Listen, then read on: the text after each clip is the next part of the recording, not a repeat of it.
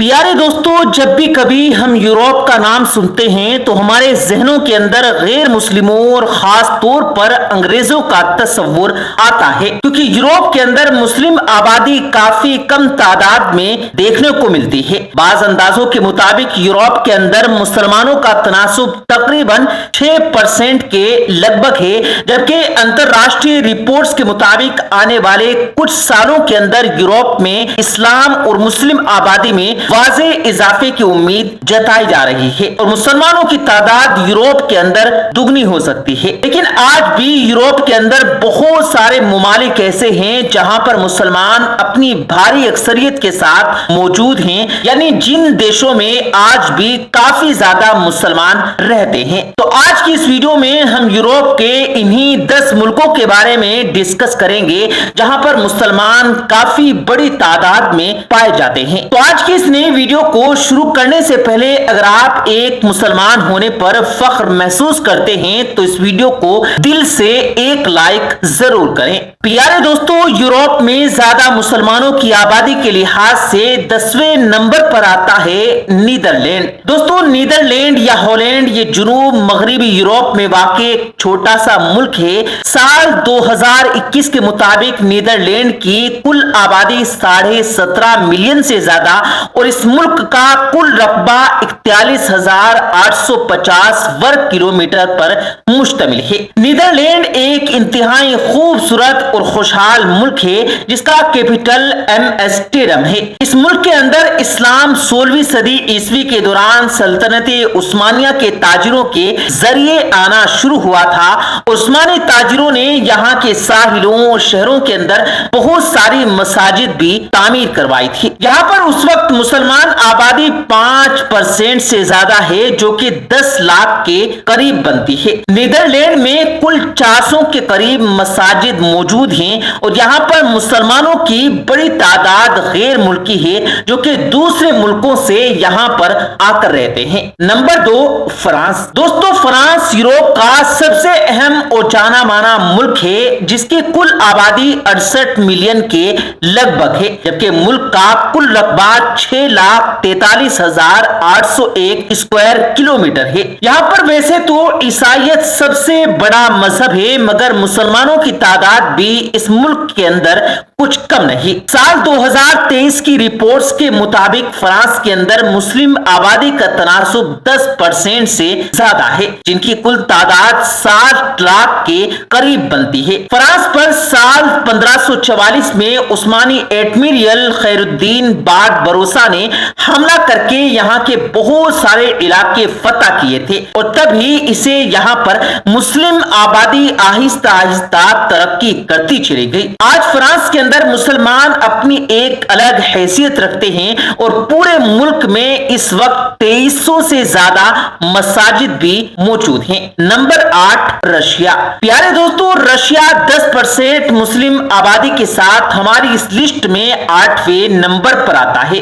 Russia کی کل آبادی 144 ملین کے لگ بھگ ہے اور اسلام یہاں پر آرتھوڈاکس عیسائیوں کے بعد دوسرا بڑا مذہب ہے۔ روس اپنے رقبے، یہاں کی خوبصورتی، اپنی فوج اور طاقت کی وجہ سے پوری دنیا کے اندر جانا جاتا ہے۔ یہاں پر مسلمانوں کی آبادی 10% حصے پر مشتمل ہے جن کی کل آبادی 14 ملین سے زیادہ بنتی ہے۔ سوویت یونین سے پہلے یہاں پر مسلمانوں کی آبادی اس سے بھی کہیں زیادہ تھی، لیکن 1990 کی دہائی میں جب سوویت یونین بکھر گئی تو یہاں کی کچھ مسلم ریاستوں نے آزادی کا اعلان کیا جس کی وجہ سے رشیا میں اب مسلمانوں کی آبادی تھوڑی کم دیکھنے کو ملتی ہے۔ Number 7، Georgia.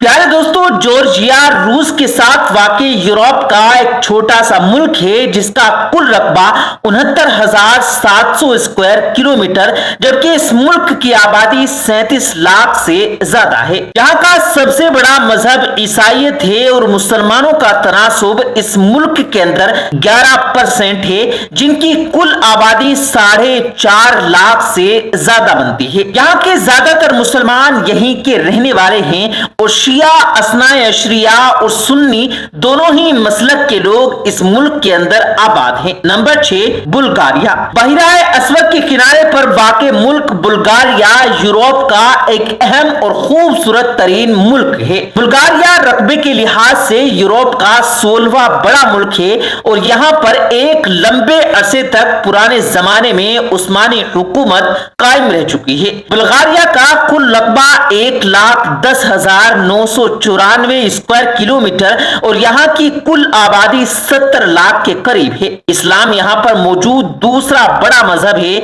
यहाँ की कुल आबादी का तकरीबन 14% हिस्सा मुसलमानों पर मुश्तमिल है, जो कि 10 लाख के लगभग लोग बनते हैं। बुल्गारिया के अंदर कुल 1200 से ज्यादा मसाजिद बनाई गई हैं और यहाँ के ज्यादातर लोग मुसलमान भी यहीं के रहने वाले हैं। Number 5, Montenegro. साल 2023 की रिपोर्ट्स के मुताबिक मोंटेनेग्रो की कुल आबादी 6.5 लाख लोगों पर मुश्तमिल है, जबकि इस मुल्क का कुल रकबा 1381 वर्ग किलोमीटर है। ये मुल्क भले ही यूरोप का छोटा सा मुल्क हो, मगर खुशहाली और खूबसूरती में अपनी मिसाल आप है। इस मुल्क में मुसलमानों का तनासुब 20% हिस्से पर मुश्तमिल है, जो कि 1.5 लाख लोगों के करीब बनते हैं। मोंटेनेग्रो के ज्यादातर मुसलमान यहीं के रहने वाले हैं और पूरे मुल्क के अंदर तकरीबन 150 के करीब मस्जिद बनाई जा चुकी हैं। नंबर 4, मैसेडोनिया। प्यारे दोस्तों, मैसेडोनिया या मकदूनिया यूरोप के बीचों बीच वाक़े एक छोटा सा मुल्क है, जिसका कुल रकबा 25,713 स्क्वायर किलोमीटर और यहाँ की कुल आबादी 21 लाख लोगों के लगभग है। यहाँ पर मुसलमानों की कुल आबादी 6 लाख लोगों पर मुश्तमिल है, जो कि कुल आबादी का 34% हिस्सा बनते हैं। यहाँ पर इस्लाम सल्तनत उस्मानिया के दौरान तुर्किश लोगों के साथ दाखिल हुआ और इन्हीं के जरिए यहाँ पर खूब फैलने फूलने लगा। मैसेडोनिया में इस वक्त 600 के करीब छोटी बड़ी मसाजिद इसके मुख्तलिफ शहरों के अंदर बनाई जा चुकी हैं। Number 3, Bosnia. प्यारे दोस्तों, एक जमाना था कि बोस्निया भी सल्तनत उस्मानिया का ही एक छोटा सा हिस्सा था और यहाँ पर मुसलमान काफी ज्यादा तादाद में आबाद हुआ करते थे, मगर बाद में इस मुल्क पर सेरेबिया ने हमला कर दिया और कत्ल आम के दौरान लाखों मुसलमान इस जंग के दौरान मारे गए। यही वजह है कि अब यहाँ पर मुसलमानों की तादाद पुराने जमाने के मुकाबले में थोड़ी कम है। बोस्निया का कुल रकबा 51,157 स्क्वायर किलोमीटर और यहाँ की कुल आबादी 33 लाख लोगों के करीब है। साल 2013 की रिपोर्ट्स के मुताबिक बोस्निया में मुस्लिम आबादी का तनासुब 52% यानी 17 लाख लोगों पर मुश्तमिल है, जबकि इस मुल्क की आबादी का 31% यानी 31% हिस्सा आज भी ईसाईयत को फॉलो करता है। और नंबर 2, अल्बानिया। अल्बानिया यूरोप में वाक़ एक छोटा सा मुल्क है, जो पहले सल्तनत उस्मानिया का ही एक हिस्सा हुआ करता था। इस मुल्क का कुल रकबा 28,721 स्क्वायर किलोमीटर पर मुश्तमिल है। यहाँ की कुल आबादी 31 लाख लोगों के लगभग है और इस्लाम यहाँ पर सबसे बड़े मजहब के तौर पर जाना जाता है। अल्बानिया में मुसलमानों की आबादी कुल आबादी तकरीबन 60% हिस्से पर मुश्तमिल है और पूरे मुल्क के अंदर 800 से ज्यादा मस्जिदें भी बनाई जा चुकी हैं। अलबत्ता अल्बानिया की आबादी 16वीं सदी ईस्वी से पहले क्रिश्चियन थी, मगर फिर यहाँ के लोग तेजी से मुसलमान होना शुरू हुए और आज ये मुल्क यूरोप का दूसरा बड़ा मुस्लिम आबादी रखने वाला मुल्क माना जाता है। Number 1, Kosovo. जमहूरिया कोसोवो को यूरोप के अंदर सबसे बड़ी मुस्लिम आबादी रखने का दर्जा हासिल है। इस मुल्क का रकबा 10,800 स्क्वायर किलोमीटर और कुल आबादी लगभग 19 लाख के करीब है। ये मुल्क साल 2008 में सेरेबिया से आजाद हुआ था, जो कि किसी जमाने में उस्मानी सल्तनत का ही एक छोटा सा हिस्सा था। यहाँ पर मुसलमानों का तनासुब कुल आबादी के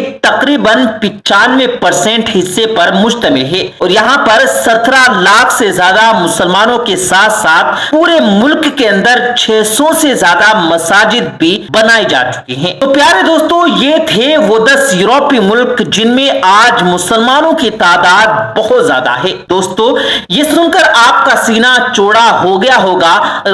अगर आपका सीना चौड़ा हो गया है तो कमेंट बॉक्स में अल्लाह अकबर लिखकर इस वीडियो को शेयर भी कर दें। अगर प्यारे दोस्तों, मस्जिद नबवी में एक जनाजे के दौरान उड़ता हुआ एक अजीब और गरीब घोड़ा आसमान से नीचे जमीन पर आया और आकर एक जनाजे के करीब खड़ा हो गया।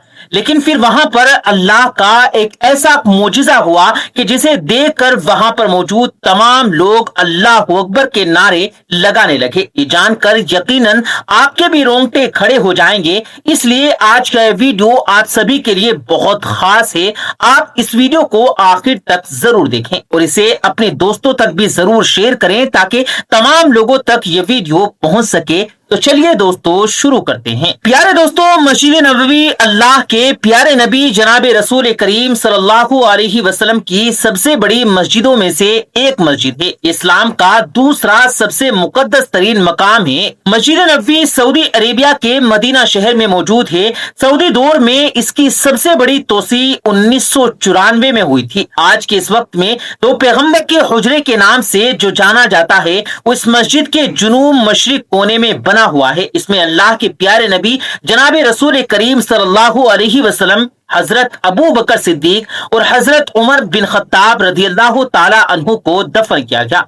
इसी पर गुंबद खिजरा बनाया गया था। यह मस्जिद नबवी की सबसे नुमाया निशानियों में से एक निशानी है। प्यारे दोस्तों, जैसा कि आप सभी को मालूम है कि जो शख्स खाना काबा की जियारत के लिए सऊदी अरब जाता है तो फिर वो लाजमी तौर पर उम्रा या हज करने के बाद में रोज़ाए रसूल सल्लल्लाहु अलैहि वसल्लम की जियारत के लिए मदीना शरीफ भी जरूर जाता है। इसके अलावा ये भी कहा जाता है कि जिन लोगों को मदीना की मिट्टी नसीब हो जाती है, यानी कि जिनका इंतकाल मदीना शरीफ में हो जाता है, तो वो बड़े ही खुश नसीब लोग होते हैं। फिर उनका जनाजा बहुत ही एहतमाम के साथ जन्नतुल बकी की तरफ ले जाया जाता है और फिर वहीं पर यानी कि जन्नतुल बकी में ही उनको दफन कर दिया जाता है। यही वजह है कि हर मुसलमान की यही ख्वाहिश होती है कि वो उम्रा या हज करने के लिए सऊदी अरब जरूर जाए और फिर जब वो उम्रा या हज करने के बाद जब मदीना शरीफ में चला जाए तो फिर वो वहां से वापस लौट कर नहीं आए, यानी कि उनका वहीं पर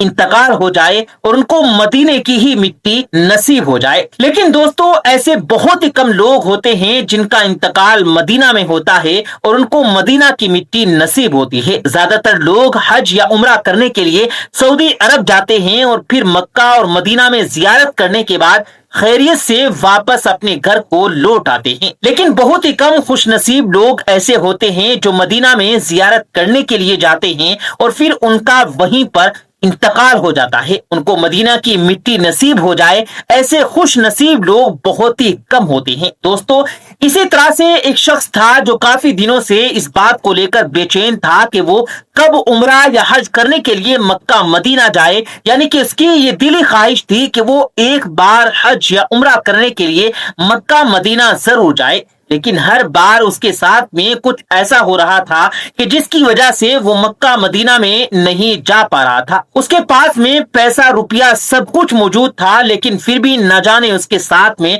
ऐसा क्यों हो रहा था कि जिसकी वजह से वो मक्का मदीना नहीं जा पा रहा था। लेकिन इस बार उसने अल्लाह से रो रो कर बहुत दुआएं की, बहुत मन्नतें की और अल्लाह ने इस बार उसकी इस दुआ को कबूल भी फरमा लिया। इसीलिए इस बार उसने पक्का इरादा कर लिया था कि इस बार चाहे कुछ भी हो जाए, इस बार वो हर हाल में खाना काबा की जियारत के लिए सऊदी अरब जरूर जाएगा और फिर मक्का से मदीना शरीफ हुजूर सल्लल्लाहु अलैहि वसल्लम की जियारत के लिए भी जरूर जाएगा। उसके बाद काफी मेहनत मशक्कत करने के बाद आखिरकार वो सऊदी अरब पहुंच ही गया। वहां पर जाकर सबसे पहले तो उसने खाना काबा यानी अल्लाह के घर की जियारत की और वहां पर खाना काबा का गिलाफ पकड़कर ज़ारों कतार रोने लगा और रो रो कर अल्लाह से दुआएं करने लगा। आसपास के लोग उसको देख रहे थे, मगर वहां पर मौजूद सब लोग जानते थे कि यहाँ पर आने के बाद हर मुसलमान की हालत ऐसी ही हो जाती है। हर मुसलमान का यहाँ पर आने के बाद दिल रोने को करता है और गिड़गिड़ा कर अल्लाह से दुआएं करने को दिल चाहता है। ऐसा ही हाल इस शख्स का भी हो रहा था। ये भी ज़ारों कतार रोए चला जा रहा था। उसके बाद उसने बहुत ही एहतिमाम के साथ उम्रा अदा किया और अल्लाह की इबादत की और अपने गुनाहों की माफी तलब की और फिर यहाँ पर उम्रा खैरियत के साथ अदा करने के बाद वो मदीना शरीफ की तरफ चल पड़ा। आज वो बहुत ही ज्यादा खुशी महसूस कर रहा था اس کی خوشی اس کے چہرے سے ہی جھلک رہی تھی۔ ایسا محسوس ہو رہا تھا کہ جیسے آج اس نے اپنی زندگی کی تمام خوشیاں پالی ہوں۔ جب وہ مدینہ شریف میں روضہ رسول صلی اللہ علیہ وسلم میں داخل ہوا تو اس کے بعد بھی وہ بہت زاروں قطار رونے لگا۔ روضہ رسول کی جالی کو پکڑ کر اس کے آنسو تھم نہیں رہے تھے۔ یہ دیکھ کر وہاں پر موجود سیکورٹی والے دوڑ کر اس کے پاس آئے، کیونکہ اس جگہ پر سیکورٹی والے کسی کو زیادہ دیر تک رکنے نہیں دیتے، لیکن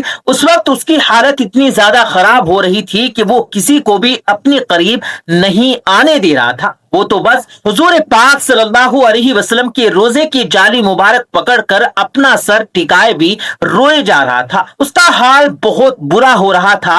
پھر ایک دم سے اس کی حالت ایسی ہو گئی کہ وہ وہیں پر بیٹھ کر سیدھا زمین پر لیٹ گیا۔ یہ دیکھ کر وہاں پر موجود تمام لوگ پریشان ہو گئے اور سوچنے لگے کہ شخص کو اچانک سے کیا ہو گیا۔ یہ ابھی تو رو رو کر اللہ سے دعائیں کر رہا تھا اور ابھی یہ بے ہوش ہو کر گر پڑا ہے۔ پھر وہاں پر آس پاس میں جو سیکورٹی والے موجود تھے وہ دوڑ کر اس کے پاس پہنچے اور پھر اسے اٹھانے کے لیے اس کے چہرے پر پانی چھڑکنے لگے، لیکن وہ تو اپنے ہوش سے بالکل بیگانہ ہو چکا تھا۔ اس کی سانسیں اکھڑنے لگی تھی۔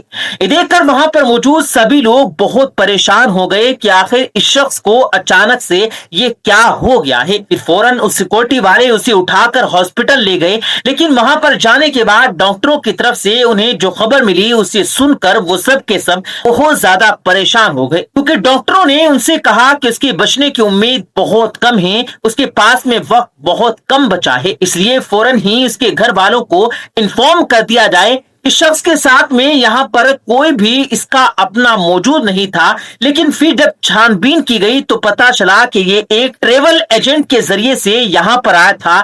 اس لیے پھر فوراً ہی اس ٹریول ایجنٹ سے کانٹیکٹ کیا گیا اور اس کو بتایا گیا کہ آپ کے ذریعے سے اس نام کا ایک مسافر یہاں پر آیا ہوا ہے اور وہ اس وقت بہت بیمار چل رہا ہے، اس کے بچنے کی امید بہت کم ہے، اس لیے فوراً ہی اس کے گھر والوں نے یہ خبر پہنچا دو اور ان سے یہ بھی پوچھا جائے کہ اگر ہمیں کیا کرنا ہے۔ پھر ٹریول ایجنٹ نے فوراً ہی اس کے گھر والوں کو اطلاع کر دی، یعنی کہ ان کے گھر والوں کو اس بارے میں بتا دیا اور ان کو اس بارے میں پوچھا گیا کہ اس کے انتقال کے بعد میں میت کو گھر پر بھیجنا ہے یا پھر وہیں پر مدینہ شریف میں دفن کرنا ہے، اور ساتھ ہی ساتھ ان لوگوں نے اس بندے کی خواہش کے بارے میں بھی معلوم کیا۔ یہ سن کر گھر والوں نے بتایا کہ اس کی بہت زیادہ خواہش تھی کہ اس کو وہیں پر یعنی کہ مدینہ شریف کی ہی مٹی نصیب ہو جائے، اس کے لیے یہاں اللہ سے رو رو کر وہ دعائیں بھی کرتا تھا اور اللہ سے کہتا تھا کہ یا اللہ، میں جب بھی خانہ کعبہ اور مدینہ شریف میں جاؤں تو مجھے وہیں پر موت آ جائے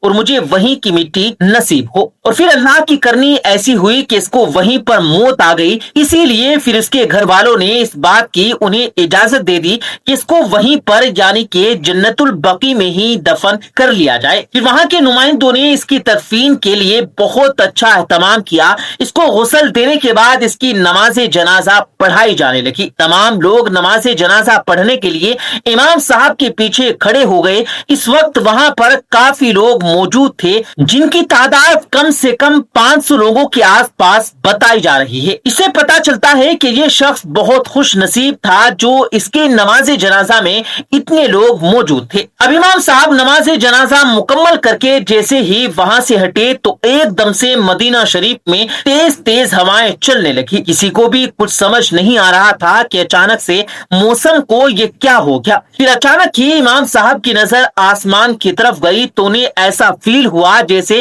کوئی پرندہ نما چیز اڑتی ہوئی ان کی طرف آ رہی ہو۔ دھیرے دھیرے وہ چیز ان کے قریب آتی گئی، ساتھ ہی ساتھ ان کا وجود بھی اس کا بڑا ہوتا چلا گیا۔ امام صاحب بہت غور سے اس چیز کو دیکھ رہے تھے اور سوچ رہے تھے کہ یہ سب کچھ کیا ہو رہا ہے، لیکن یہاں پر حیرانے کی بات یہ تھی کہ امام صاحب کے پیچھے جو لوگ کھڑے ہوئے تھے وہ سب کے سب نارمل کھڑے تھے۔ ایسا لگ رہا تھا جیسے کہ پیچھے کھڑے لوگوں کو کچھ بھی نظر نہیں آ رہا ہے۔ پھر اچانک ہی وہ پرندہ نما چیز نیچے آئی تو امام صاحب کے ہوش اڑ گئے، کیونکہ انہوں نے دیکھا کہ وہ کوئی پرندہ نہیں بلکہ وہ تو ایک گھوڑا تھا جو اڑتا ہوا چلا آ رہا تھا۔ था। फिर वो घोड़ा बिल्कुल उस जनाजे के करीब आकर रुक गया। ये देख कर इमाम साहब बहुत ज्यादा परेशान हो गए और साथ ही पीछे मुड़ मुड़ कर भी देख रहे थे, लेकिन पीछे के लोग सब लोग नॉर्मल लग रहे थे। देखकर इमाम साहब को पक्का यकीन हो गया था कि ये मनासिर सिर्फ और सिर्फ वही देख पा रहे हैं। इस वजह से वो बिल्कुल खामोश होकर खड़े हो गए और फिर इन मंजर को अपनी आंखों से देखने लगे। फिर वो घोड़ा उस मैयत के करीब गया और उसके कान के पास जाकर खड़ा हो गया और उसको गौर गौर से देखने लगा और फिर एकदम से उसने अपनी दोनों टांगों को ऊपर उठाया और एक तेज आवाज में हिनहिनाने लगा। ये सब कुछ करने के बाद वो घोड़ा जिस तरह से आया था फिर वैसे ही उड़ता हुआ वापस आसमान में कहीं गुम हो गया। ऐसा महसूस हो रहा था जैसे कोई फरिश्ता अपना रूप बदलकर इस मैयत के पास में आया था, इसका इस्तकबाल करने के लिए इसके पास आया था। देखकर इमाम साहब वहीं सजदा रेज हो गए और उस शख्स के लिए अल्लाह से दुआएं करने लगे कि या अल्लाह, इसको जन्नत में आला से आला मकाम अता करना, अगर ये गुनहगार है तो इसकी बख्शिश फरमाना। और इसके बाद इमाम साहब ने पीछे खड़े लोगों को इशारा किया कि मैयत को दफनाने का वक्त करीब हो गया है। उसके बाद तमाम लोग मैयत की तरफ बढ़े और मैयत को अपने कंधों पर उठा लिया और फिर अल्लाह अकबर नारों के साथ जन्नतुल बकी की तरफ ले जाने लगे। इधर इमाम साहब बहुत मुतमईन नजर आ रहे थे क्योंकि वो समझ चुके थे कि ये इंसान अल्लाह के बहुत ही ज्यादा नजदीक है, इसी वजह से अल्लाह ने उसे ऐसा मंजर दिखाया है। अल्लाह अकबर। दोस्तों, ये थी हमारी आज की वीडियो। उम्मीद है आपको पसंद आई होगी। वीडियो पसंद आने पर न सिर्फ वीडियो को लाइक करें बल्कि अपने दोस्तों के साथ भी इस वीडियो को शेयर कीजिएगा। मिलेंगे अगली वीडियो में, तब तक के लिए अल्लाह हाफ़िज़।